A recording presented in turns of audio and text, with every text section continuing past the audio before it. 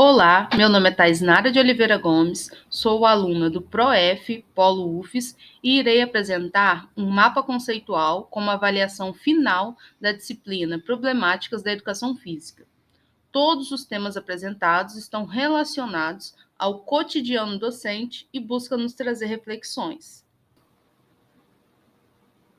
O primeiro tema discutido fala sobre atuações docentes, com o texto Educação Física entre o rola-bola e a renovação pedagógica, de Gonzalez. O autor divide as atuações docentes em três categorias: práticas inovadoras, práticas tradicionais e abandono docente. As práticas inovadoras são caracterizadas pelo empenho de ensinar conteúdos específicos da disciplina e vai em contraposição à ideia de abandono, além de romper com o modelo tradicional, buscando uma educação física pautada pelos parâmetros de um componente curricular. Então, as práticas inovadoras percebem a transformação da área como algo positivo e um espaço de abertura. Já as práticas tradicionais trata-se de uma perspectiva caracterizada pela subordinação da educação física aos códigos da instituição esportiva. E esses códigos estão atrelados à comparação de rendimento, competição, regras rígidas. As atuações docentes pautadas nessa perspectiva tendem a transformar as aulas em momento de preparar equipes para competições. Ou seja, as aulas não estão destinadas a assegurar que todos os alunos e alunas aprendam uma modalidade, e sim em conseguir êxitos esportivos, se tornando um modelo excludente. Por fim, o abandono docente, também chamado de rola-bola, é caracterizado pela ausência de intervenção por parte do professor. Então, o professor é aquela pessoa que entrega a bola e deixa os alunos jogarem livremente, sem uma preocupação com o aprendizado, sem objetivos claros de ensino e aprendizagem. O autor finaliza dizendo que os alunos têm o direito de aprender, o professor o compromisso de ensinar e o Estado e a sociedade de dar condições para que isso seja possível. O segundo tema fala sobre a relação entre teoria e prática, e o texto trazido é Relação entre ensinar a fazer e ensinar sobre o fazer na educação física escolar, de Soraya Darido. O texto discute a importância de articular a prática, ensinar a fazer, com a reflexão teórica, ensinar sobre o fazer, no ensino da educação física escolar. Darido critica abordagens que priorizam apenas a execução dos movimentos, sem promover uma compreensão crítica, contextualizada por parte dos alunos. Então, ela propõe que a educação física deve integrar o saber fazer, né, que é o domínio técnico, motor das atividades corporais, com o saber sobre o fazer, que é aquele entendimento histórico, cultural e social das práticas. Assim, os alunos eles não devem apenas praticar, seja esporte, jogos, lutas, brincadeiras, mas também aprender por que, como, em qual contexto essas práticas vêm se desenvolvendo. Traz ainda que, assim, ao longo da história, a educação física priorizou quase sempre, né, o saber fazer das práticas. E esse saber, muitas vezes, ele é reduzido aos conteúdos esportivos e ainda mais restringido quando se traz apenas aqueles esportes mais tradicionais, que a gente chama de quarteto fantástico, que é o basquete, o voleibol, o futsal e o handebol. A autora, então, afirma que ficou evidente que tem uma ausência de tradição na área quando se trata de uma dimensão conceitual, e é necessário que esses dois conhecimentos andem juntos. O terceiro tema diz respeito aos aspectos legais, com o texto Educação Física como componente curricular da educação básica, aspectos legais, de Fernanda Moreto e Soraya Darido. O texto aborda aspectos legais que fundamentam a presença da educação física como componente obrigatório da educação básica no Brasil e as mudanças que vão ocorrendo ao longo dos anos.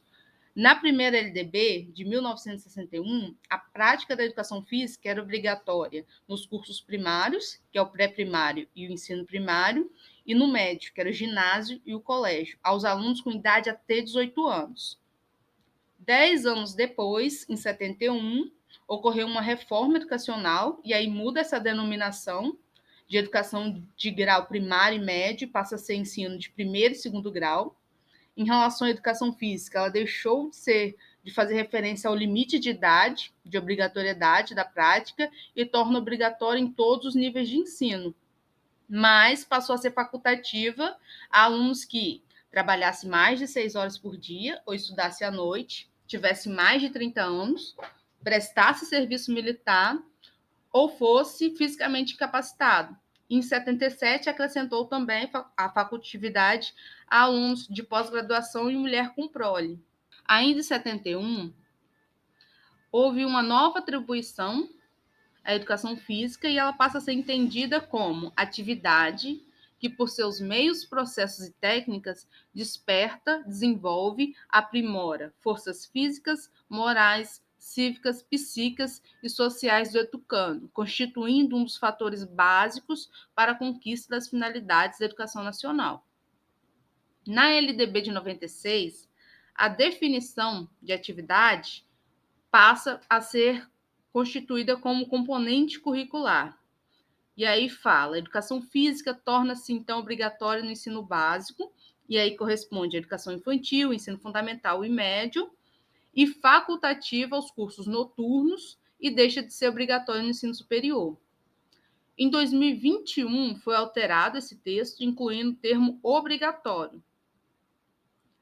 Mas em 2023 o texto passa a ser: a educação física integrada à proposta pedagógica da escola é componente curricular obrigatório da educação básica, sendo sua prática facultativa ao aluno. A partir daí, existe um problema de interpretação dessa lei, relacionado à frase sendo facultativa ao aluno, porque nesse caso, o que é realmente facultativo? A aula de educação física ou a prática que é exercida dentro da aula? Então, o aluno ele não tem direito ao acesso ao conhecimento da disciplina, ou ele só não pode participar da prática? Fica aí esse questionamento. No quarto tema é trazido o texto O Afastamento e a Indisciplina dos Alunos nas Aulas de Educação Física Escolar, de Soraya Darido, Fernando Gonzalez e Guy Siene. Os autores falam que as causas do afastamento em disciplina são múltiplos e complexos. Então, em relação ao afastamento, existem algumas possíveis causas que eles abordam no texto. Aí uma delas são a repetição de conteúdos, o aluno ele vê aquele mesmo conteúdo ao longo dos anos, e uma das causas poderia ser o insucesso e exclusão, que é aquele caso dos alunos menos habilidosos que não se sentem motivados na aula. Já em relação à indisciplina, que é caracterizada pelo desinteresse, as conversas excessivas, os comportamentos de oposição, eles também possuem causas diversas. E os autores eles trazem algumas possíveis propostas, né? O Sport Education, o modelo de responsabilidade social. E, por fim, os autores falam, né, que adotar uma concepção de ensino inclusivo e significativo pode amenizar esse afastamento e essa indisciplina nas aulas. O quinto tema fala sobre a dificuldade em relação ao ensino do esporte. E o texto é Inquietações no tratamento do esporte na educação física escolar, de André Barroso. O texto tem o intuito de refletir sobre a importância de ter o esporte como conteúdo da educação física escolar e inicia trazendo como se deu o tratamento do conteúdo esporte em diferentes períodos da educação física escolar. E aí aborda o modelo esportivista, o modelo esportivista após o governo Vargas, né, que era ligado àquela concepção higienista, baseada em aspectos médicos, veio o golpe de 64 e com essa ascensão dos militares no governo brasileiro, o esporte ele foi estimulado nas aulas de educação física. Na verdade, ele passa a ser sinônimo de educação física. Então, ele tem muito aquele propósito de treinar equipes esportivas, ele é voltado para isso. Então, esse período ele é esportivista. Num outro momento, na década de 80, surgem as novas tendências pedagógicas e os autores começam a questionar qual a finalidade e objetivo da educação física.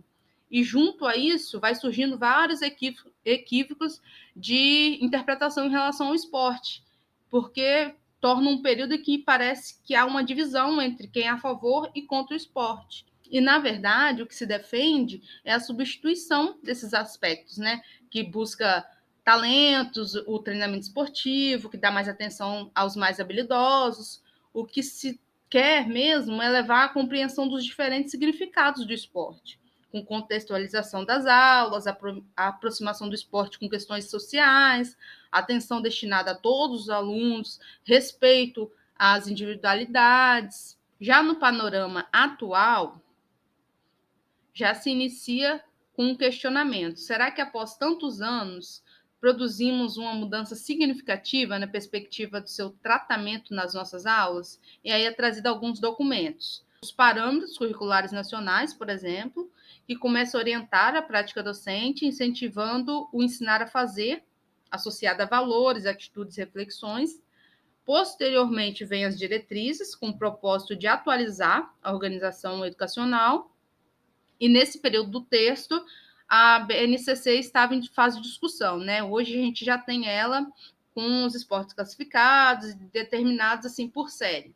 O autor também levanta a discussão do porquê e para que ensinar o esporte. E aí ele parte da concepção de que o esporte é um fenômeno sociocultural, sendo altamente difundido na maioria dos países, estabelecendo-se como patrimônio da humanidade. Então é imprescindível a garantia de que todos têm acesso a esse recorte da cultura, propiciando ao aluno condições de conhecer, reproduzir e transformar. Então, ele finaliza dizendo que o esporte na escola deve ser repensado pedagogicamente, em vez de simplesmente reproduzir o modelo esportivo competitivo. Então, a educação física ela tem que resgatar o sentido educativo do esporte, assim vai conseguir promover a inclusão, a criticidade e o desenvolvimento integral dos estudantes. O sexto e último tema traz questões de gênero, contexto, educação física escolar e questões de gênero, de Osmar Souza Júnior. O texto tem como objetivo promover reflexões a respeito das questões de gênero nas aulas de educação física e as implicações dessas questões nos processos de ensino e aprendizagem, né? E aí discutir alternativas didáticas de proporcionar o enfrentamento desses dilemas de gênero. E aí é trazido algumas definições, né, sobre gênero, sexo e orientação sexual.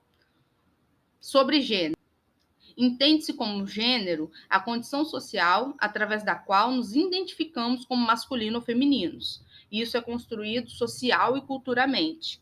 Já sexo é o termo utilizado para identificar as características anatômicas que diferenciam os homens das mulheres.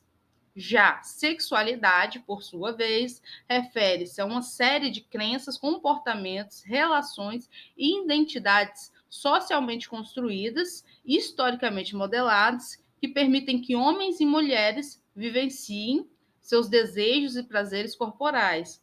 No passo que orientação sexual contempla a diversidade de possibilidades de viver a sexualidade, representando a orientação ao exercício de sua sexualidade. E aí, quando se fala de aulas mistas, ele traz que, a priori, né, as turmas eram separadas por gênero, mas quando houve essa junção e passou a ter turmas mistas, houve uma resistência por parte dos professores. E aí, consequentemente, turmas mistas traz também essa questão das aulas mistas. E as aulas mistas, elas vêm com alguns enfrentamentos também a serem superados. E aí, as alternativas que o autor fala, né, para poder enfrentar esses dilemas seria a sensibilidade, a vivência e a equidade. Então, essas aulas de educação física mista, elas são defendidas também como uma ferramenta política, porque ela possibilita essa valorização das diferenças. Ela traz esse diálogo que é importante para que os alunos compreendam essas relações.